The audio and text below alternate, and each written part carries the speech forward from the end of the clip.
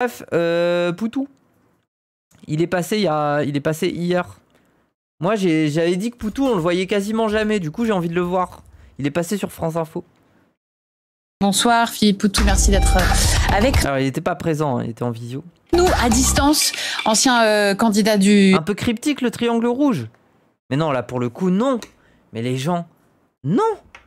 Genre, le truc de la pizza, je veux bien dire que ça porte à confusion, que c'est bizarre qu'on pourra s'en passer.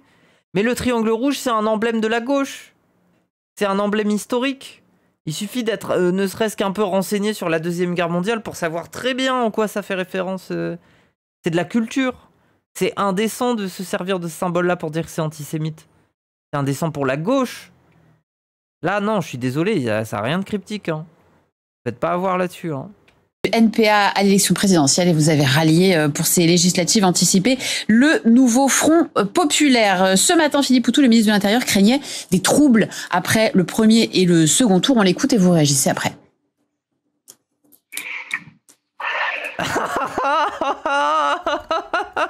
Oh là là là là là là. Ça y est, ça l'invite. Il a même pas le temps de dire bonjour. Que tout de suite, on lui dit alors, tout de suite, un extrait de Darmanin. Un extrait de Darmanin. Et là, il souffle, il est en mode ah, la télé. Ah. Une partie de l'ultra-gauche et qu'une partie de l'ultra-droite. En tout cas, c'est ce que disent... Il est trop sincère, mais en même temps, c'est horrible.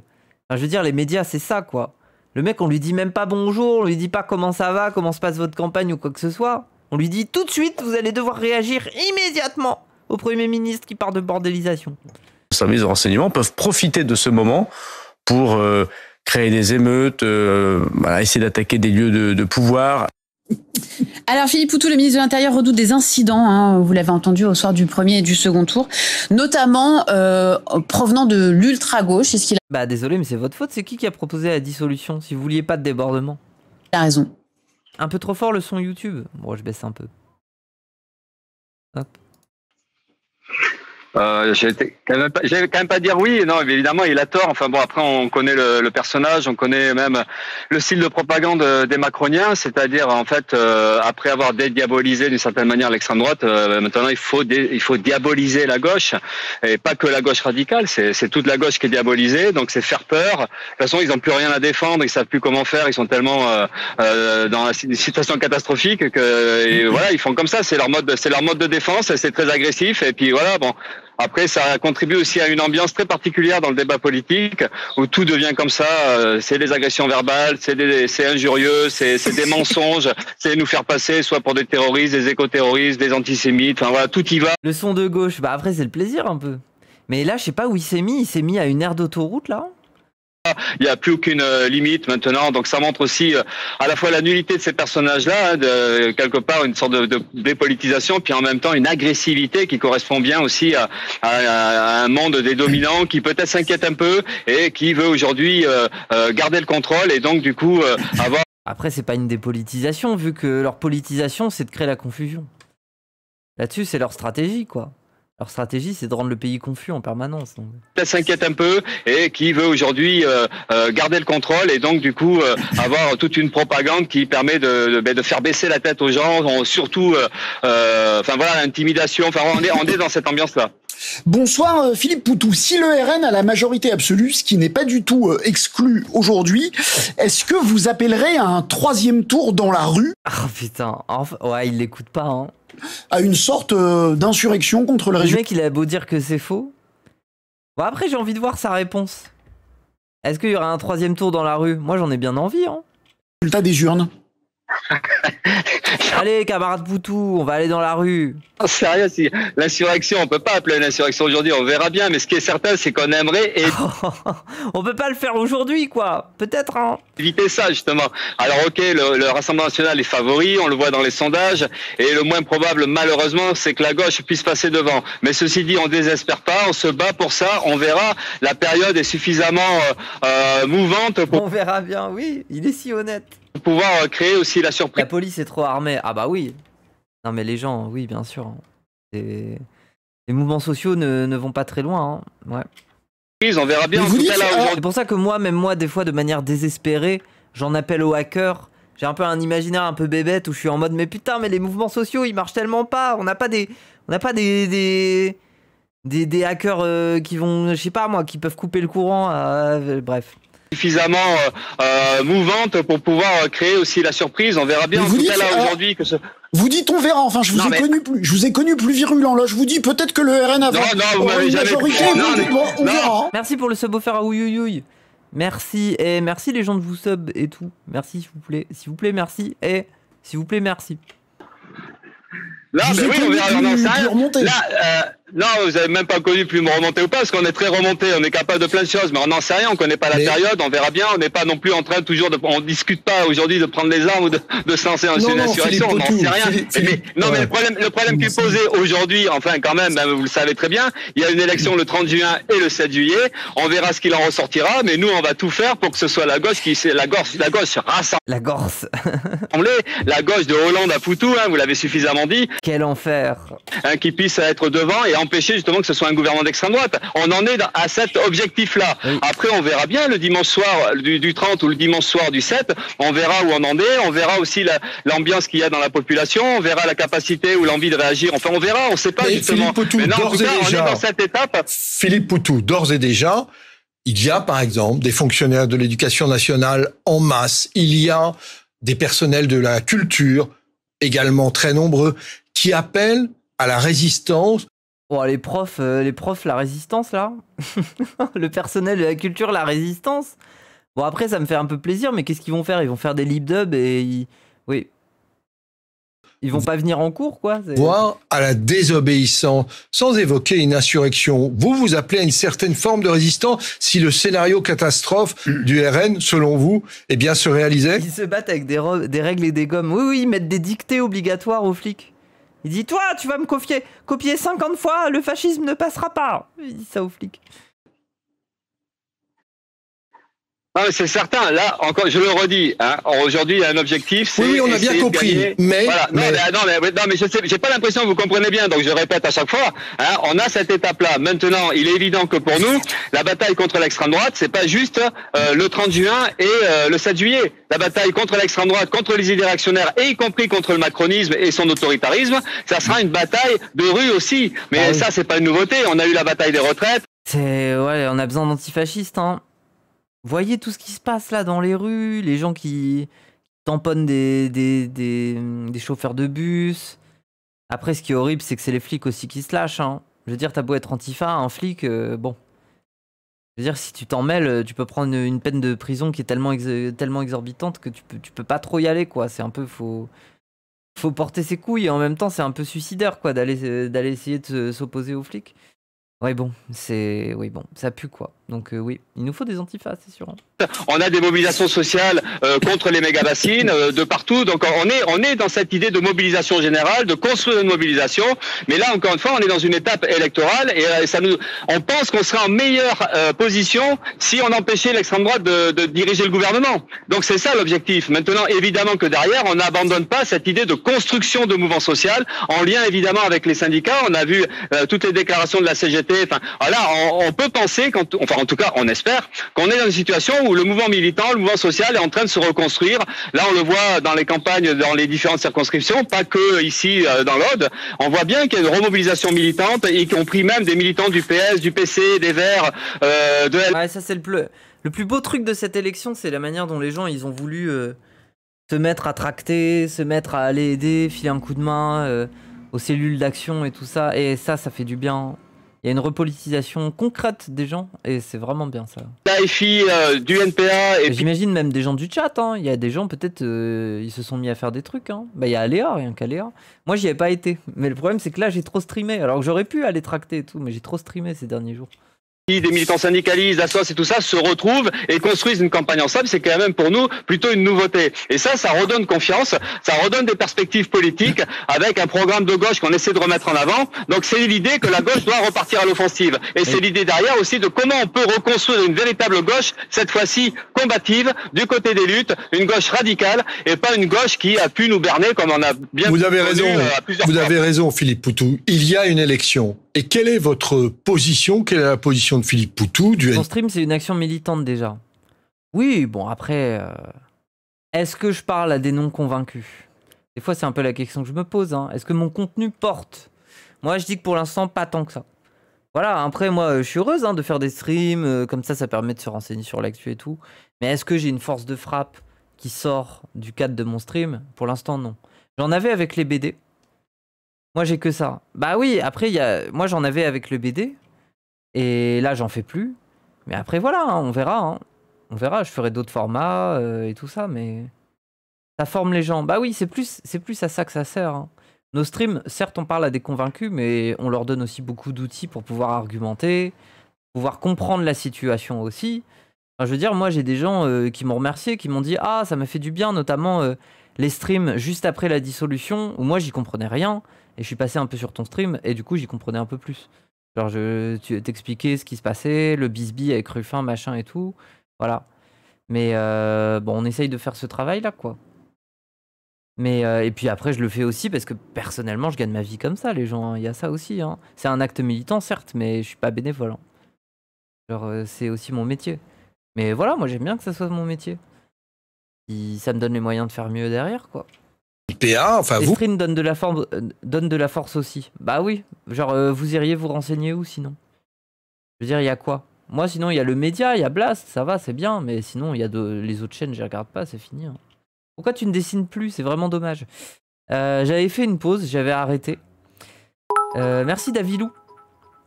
J'avais arrêté à une époque, à la fois parce que j'étais fatigué, mais aussi parce que c'était un peu compliqué pour moi, notamment dans la période quand il y a eu le 7 octobre et tout ça, de commencer à faire plein de BD sur le sujet.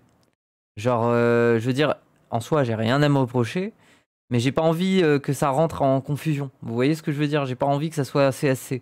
Donc j'ai pris de la distance à ce moment-là. Et c'est vrai que depuis, j'en ai plus fait. Donc il faudrait que je refasse. Hein. Mais voilà. Quand ça... Bah... comment dire?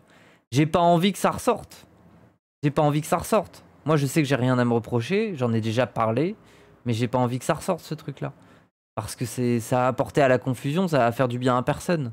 Donc c'est sûr que je peux pas commencer à faire 10 000 BD sur ce qui se passe là-bas. C'était quoi le sujet de la BD? Non, c'était pas une BD, c'était pas lié à ça. Sur effectivement. Si je dessine, je saute. Non, c'est pas que je saute, c'est que ça me saoulerait, ça me fatiguerait en fait de re-rentrer dans tous ces trucs. Effectivement, le Front républicain, si au deuxième tour, il y a un duel Renaissance, Rassemblement National. Après, mettez-vous à ma place, hein. Moi j'ai pris cher. Merci Marbly, j'ai pris cher. À l'époque, j'ai fait un épisode de dépression parce que c'était dur. Parce que je recevais énormément de messages de menaces. Parce que les gens traquaient mes infos personnelles sur les réseaux. Ils ont trouvé mon ancienne adresse par chance. J'avais déménagé 2 mois auparavant, mais sinon ils auraient trouvé l'adresse où j'habitais. Hein. Donc évidemment, bien sûr qu'il y a aussi une petite tension où je suis en mode oula, est-ce que j'ai envie de retourner dans ces histoires-là là? Voilà. Après, personnellement, j'en ai déjà parlé, mais il y a aussi ça qui joue. Donc oui, évidemment que j'ai pris un peu de distance. Et depuis, j'ai pas redessiné, mais voilà quoi. Vous appelez à voter Renaissance, comme d'ailleurs vos partenaires de gauche. J'entends Marine Tondelier, j'entends Olivier Faure qui s'est prononcé aussi là-dessus. C'est aussi votre position? Non, pas pour l'instant, c'est des choses qu'on discutera. Mais le problème qu'on a avec la position que vous dites, c'est-à-dire contre le RN, on soutiendrait les candidatures. Il y a une possibilité que le NFP gagne objectivement? Oui. Oui, moi j'y crois vraiment. Hein. Mais alors gagner, qu'est-ce que t'appelles gagner? C'est des élections législatives, donc même si tu fais un score un peu plus élevé, tu auras quand même une majorité relative. Et puis après, derrière, si la Macronie décide de faire passer ses lois en compagnie du RN, ou alors plutôt le RN décide de faire passer ses lois en compagnie d'un corps macroniste, bah quand bien même tu as une majorité relative plus grosse que les autres, bah c'est pas toi qui dirige. Donc c'est une victoire, ça dépend ce que tu appelles une victoire. Moi je pense que c'est surtout une victoire symbolique et historique de voir qu'une alliance puisse réussir finalement à déjouer un peu les plans du RN et sa progression et à faire un score supérieur. Voilà. Moi j'y crois pas aux 290. Bah je suis pas non plus confiante, mais on est quand même dans une dynamique où au niveau de comment dire, les militants se bougent quand même beaucoup. Ça commence vraiment à convaincre les gens. Bah regardez, juste après on va regarder la vidéo de Blas dans les banlieues. Voilà, j'imagine que ça va en parler un petit peu. En même temps, le ton qui est donné, ça a l'air d'être plus autour de l'absentéisme. Mais voilà, il y a quand même une très belle dynamique pour la gauche dans le pays. Quand bien même les médias et les politiques jouent complètement contre ça et qu'il y a un genre de barrage républicain anti-gauche, On s'en sort quand même très bien, je trouve. Donc je suis pas pessimiste. Voilà, je suis pas optimiste, mais je suis pas pessimiste. Genre, j'ai pas un truc au fond de moi qui est défaitiste. Certainement pas.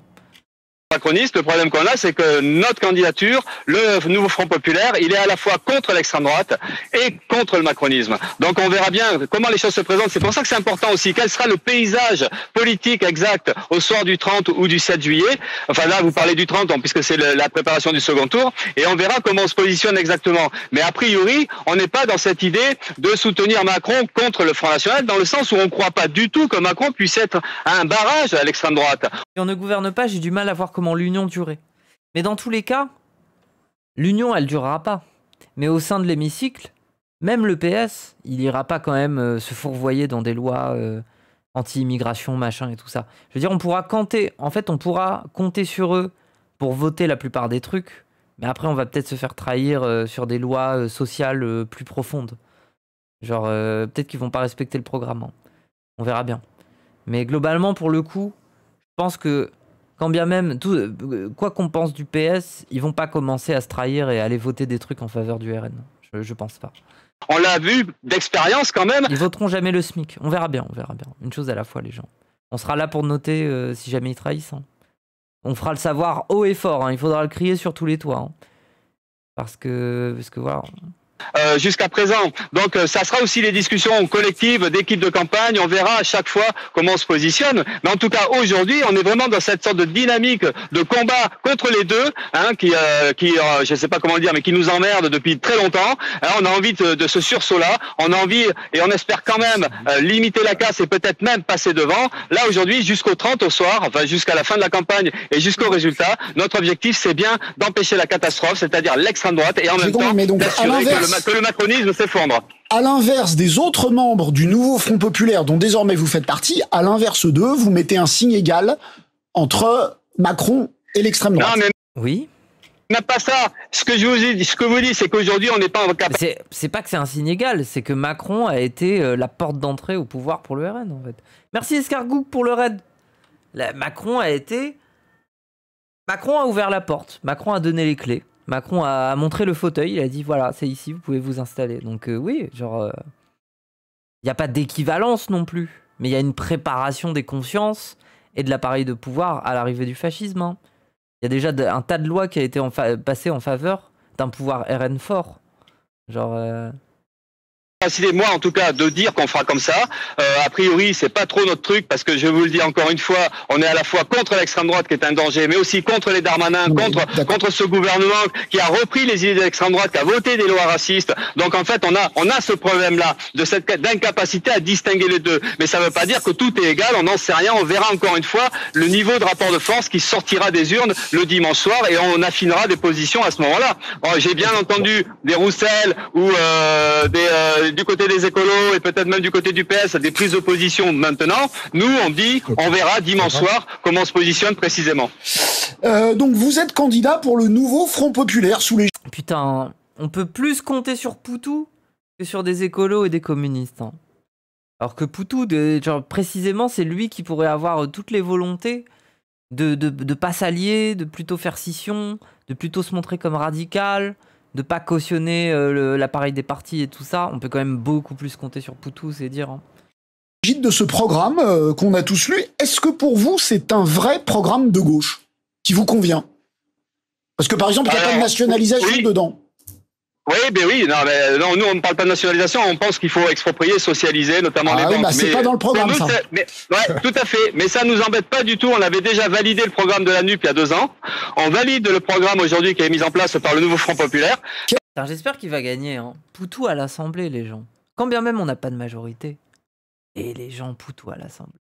Ah, le plaisir, les séquences. C'est pour... Moi je dis ça en tant que streameuse. Les séquences de Poutou à l'Assemblée, ça va être incroyable. Hein.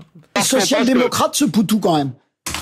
Ouais, ben ça peut. Non, mais ça vous amuse et tout ça, mais C'est pas du tout, ça m'étonne.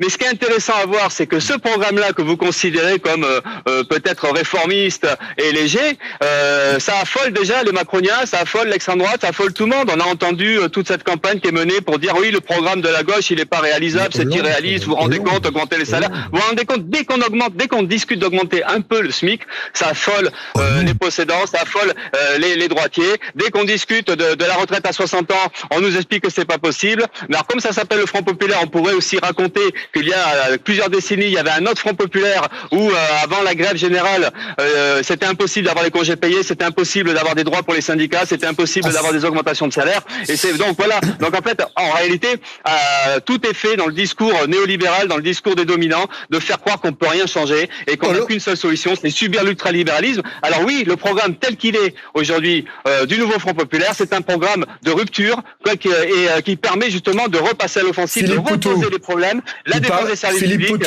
la défense des salaires, et ça c'est pour nous très important parce que ça fait très longtemps qu'on n'en parle plus. Vous parlez de néolibéralisme. Oui, je vous entends. Voilà, vous parlez de néolibéralisme. François Hollande, c'était un socialiste convaincu pour vous. La loi travail, vous y êtes pas opposé. Comment vous pouvez cohabiter avec François Hollande dans le même mouvement? Bah, on n'a pas le choix. Alors je vais vous expliquer. C'est sûr que Hollande c'est pas un ami, hein, mais là on est dans une alliance, hein, et on n'a aucun problème en vrai. Ça c'est marrant, hein, mais on n'a aucun problème de Hollande à Poutou. Même l'expression nous plaît bien, parce qu'en fait l'objectif, en fait, c'est d'empêcher l'extrême droite d'accéder au pouvoir. Et l'objectif deuxième, c'est de faire que le macronisme disparaisse. Voilà. Donc si Hollande, après, ça c'est plus les contradictions d'Hollande que les nôtres à la limite. Effectivement, Hollande il défend un programme. Il a plutôt fait l'inverse quand il était au pouvoir. Mais ceci dit, encore une fois, il est là. Il y en a d'autres pas mieux que Hollande. Hein. On sait qu'il y a des anciens ministres de Macron qui sont aussi dans le dispositif. Mais nous, Putain, mais oui. ce qu'on veut, c'est l'unité. Non, j'ai fini. Mais nous, ce qu'on veut, c'est l'unité. Et on est convaincu par en bas qu'il faut tout faire pour qu'il y ait cette unité-là, parce que c'est sur la base de cette unité à gauche qu'on peut derrière débattre justement de tout ce qui peut nous séparer. Bah oui. Des désaccords qu'on peut avoir à gauche, de faire des bilans et tout ça. Mais au moins une gauche qui existe, quoi. Dernière question, mais vous me promettez de prendre le pouvoir. Une dernière question, mais vraiment promettez-moi de répondre vite. Est-ce que pour cette unité-là, le programme que vous venez de définir, Jean-Luc Mélenchon est-il le bon Premier ministre? Rapidement, s'il vous plaît, parce qu'il y a Najat Vallaud-Belkacem qui nous attend. Ah ouais, c'est bien, Najat ouais. Mais on se demande si moi je serais pas un bon Premier ministre en fait. Voilà, donc on a une question là-dessus, on va oh là là, Poutou Premier ministre. y réfléchir, on a quelques jours devant nous, mais en fait on se sent prêt aussi à tout ça. Donc en fait le débat il va être plus riche que ce que vous pensez. Vous saviez qu'on allait vous poser la question, hein? Avouez, vous Merci. avez préparé Ah la non, vous n'avez pas posé la question. réponse. Merci beaucoup, Philippe Poutou. Mais Poutou Premier ministre, ça serait rigolo, hein. Ah ouais. Poutou Premier ministre. Bon, après j'y crois pas, hein. Mais bon.